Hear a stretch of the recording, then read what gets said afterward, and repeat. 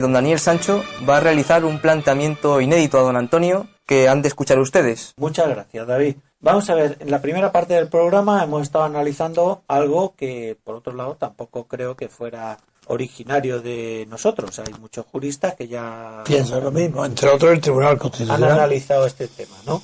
¿Cuál es el planteamiento que yo te quiero hacer, Antonio? Porque me gustaría saber el parecer tuyo y estoy muy interesado en ello. Aquí tenemos dos planos. El plano jurídico, donde los llamados independentistas catalanes no quieren jugar la partida porque piensan que la tienen perdida de antemano. No hay nada más que volver a las resoluciones del Tribunal Constitucional que ya hemos analizado en la primera parte de este programa. No hay más que coger la lectura de la propia Constitución o tratados de derecho constitucional para darse cuenta que no cabe en el marco de la Constitución el proyecto soberanista independentista que ellos tienen. En este planteamiento, ante esta tesitura, la clase política catalana independentista lo que dice, bien, pues nosotros no queremos jugar esta partida, no atenernos a estas reglas del juego y vamos a romper, porque lo he oído yo al representante de la CUP, vamos a romper con el orden constitucional y vamos a crear un nuevo orden jurídico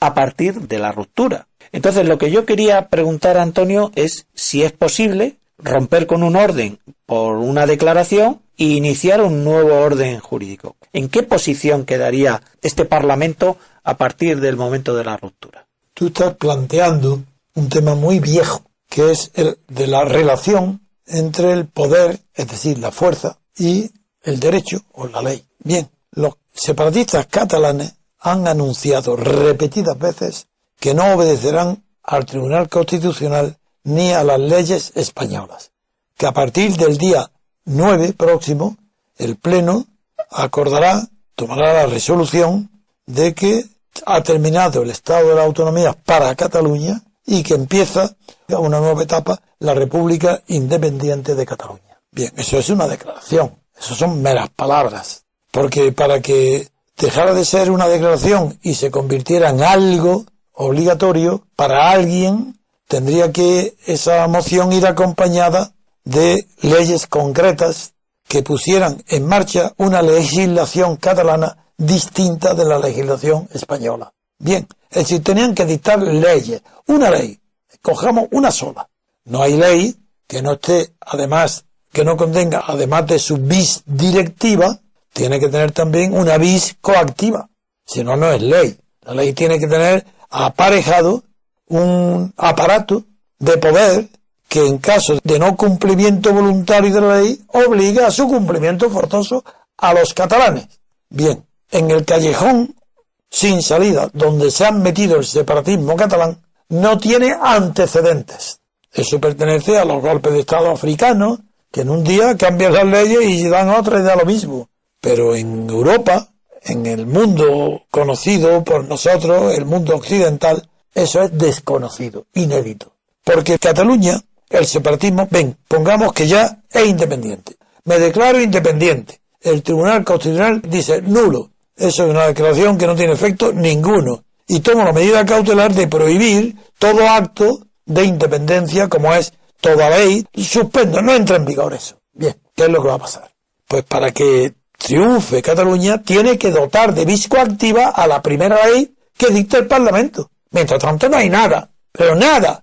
¿Y cómo le puede dotar vis coactiva? Pues que si no alguien no la cumple, es decir, los catalanes que se sienten españoles y no cumplen esa ley porque están obligados a no cumplirla, porque si la cumplen se someten también a una infracción que puede ser penal de la ley española que han derogado los catalanes.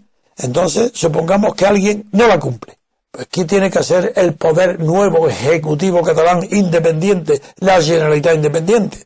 Pues tiene que ordenar a los mozos de escuadra, suponiendo que hayan los mozos de escuadra seguido la rebelión de Cataluña y que hayan oído y hecho caso y participado en la sedición, pero si ellos intervienen, ojo, cuidado, si los mozos de escuadra obedecen una sola orden de un solo día, que obedezcan una orden de la Generalitat catalana, la sedición se transforma en rebelión por la intervención de Fuerzas Armadas. Se acabó. Entonces, la inmediata actuación del ejército viene obligada por la ley. Cuidado, aquí se está jugando con fuego, y no los separatistas precisamente. Ellos son unos irresponsables que están huyendo de la jurisdicción española penal. Han robado a mansalva, han expoliado a los españoles, a los catalanes, y tienen esa prisa porque quieren constituir rápidamente un Tribunal Supremo de Cataluña que evite que sean condenados los Pujol, los Mas y compañía. Para eso esa prisa. Pero ojo, cuidado, si un solo mozo de escuadra acude para aplicar la fuerza, obligar a un catalán a que cumpla por la fuerza una ley que se niega a cumplir, desde ese momento aparece la rebelión como el delito principal que se está cometiendo en Cataluña, por encima del delito de sedición. Por tanto, he resumido la situación. Claro que sé cómo hay que proceder, porque todo se reduce a que sea legítima, antes que legal, la vis coactiva. Porque la aparición de los estados desde el Renacimiento ha conocido hasta el español, a partir de los reyes católicos adelante, sobre todo, porque consiguieron la unidad territorial, pero en fin, ni siquiera en Italia, en toda Europa, a partir del Renacimiento, el Estado aparece cuando la vis coactiva de las leyes se traslada desde la teoría, que era el emperador del Sacro Imperio, Federico de Sicilia, se traslada a los condes que administraban el imperio en nombre del emperador, pero en los sitios locales. Entonces, si esos condes aplican la fuerza, apareció, al ser obedecido en un territorio, la figura del Estado, que no lo nombra con mayúsculas ni Maquiavelo, pero lo define. Estado es la situación que resulta después de un proceso largo de estabilidad. ¿De qué estabilidad? ¿De qué? Estado implica estabilidad, ¿verdad? Muy bien, estabilidad del poder. Cuando un poder se convierte en estable largo tiempo, es porque ha conseguido que su vis coactiva sea posible transformarla en vis directiva. Y aparece la ley moderna. Y esa es la contestación mía a mi gran amigo Daniel, porque sé que la necesita él para su propia formación jurídica como magistrado. Por eso, el peligro que hay hoy en Cataluña, el peligro en realidad es de guerra civil. Pero como sabemos que hoy el horror de la guerra civil es superior a la ambición de vanidad de los catalanes separatistas, que los únicos que tienen ambición verdaderamente superior al temor a una guerra civil son los Pujol y los Mas, porque prefieren una guerra civil que irse toda la vida a la cárcel, pues, y como eso no puede prosperar porque no encuentran eco para que haya un levantamiento civil o popular, aquí se va a traducir solamente al manejo de los mozos de escuadra. Y claro, tengo la certeza absoluta que esto inconscientemente lo sabe Arturo Mas, no con la precisión que yo lo sé, pero sí sabe que no puede haber independencia, ni que se aparten de las leyes españolas y que solamente van a seguir la ley del Parlamento catalán. Eso lo sabe porque cuentan que van a tener la vis coactiva, la fuerza ejecutiva de la ley, la van a tener con los mozos de escuadra. Allá va, que lo hagan, ya verán las consecuencias.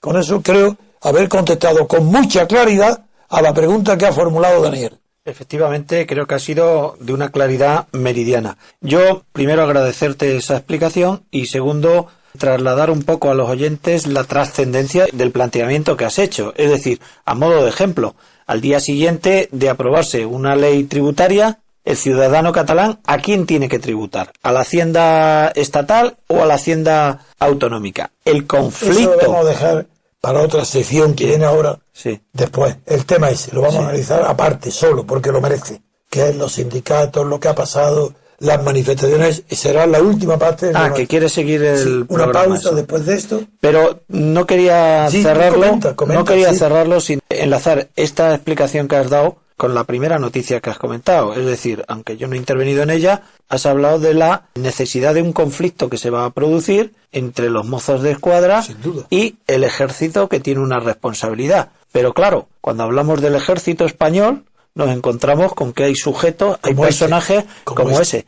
Para que el oyente tenga conocimiento de la trascendencia de la primera de las noticias que has analizado, es cómo va a defender el Estado español con personajes como este. No, es que este militar es una de las mayores traiciones que yo recuerdo en la historia de España. Había que traducir, sí, claro, Es famosa la tradición del obispo Opas, que dio paso a... Pero si me lo permites, yo creo que es por ignorancia, porque o por ambición. No, este hombre no es consciente de la declaración que ha hecho. Pero sí es consciente de que él ha jurado la unidad de España, defenderla, con su vida. Si lo juran los cadetes de las academias, este ha jurado dar su vida por la unidad de España.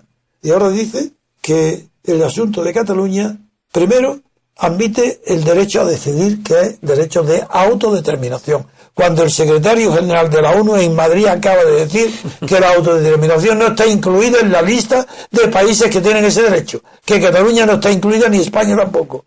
Eso por un lado. Y luego, decir que el asunto se resuelve políticamente y no con la ley, está diciendo este general ya que la ley española no se aplica en Cataluña. Ya está diciendo lo mismo que los separatistas. Pero ¿qué sabrá este pobre hombre